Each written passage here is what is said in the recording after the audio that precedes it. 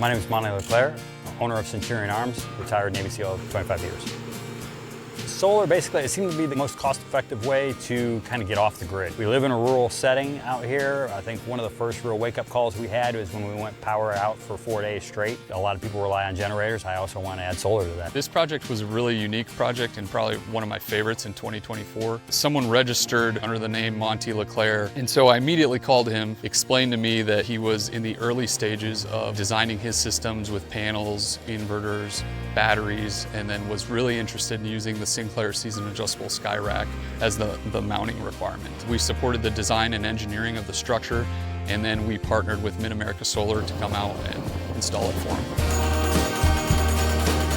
Yeah, setup for this project is pretty easy. Find a level plane, ensure that we have proper post embedment. We did run into a couple challenges with stones and rocks and things like that, but ultimately you just have to keep working forward and working through those, and eventually you end up with a finished product.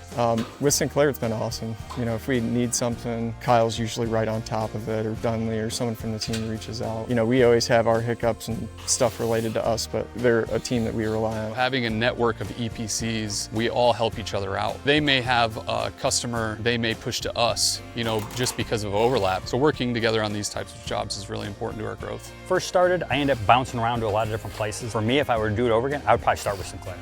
You know what I mean? That would be my start point, because out of all the companies I dealt with, they seemed to be the most knowledgeable, the most squared away, the most on the ball. They had good recommendations. They also educated me on some of it and realized maybe I could have had a few different decisions, you know, and that would have gotten me to my end goal a little bit better. So any other projects that I do start, which I probably will have a couple more dealing with solar stuff, that's just where I'm going to start.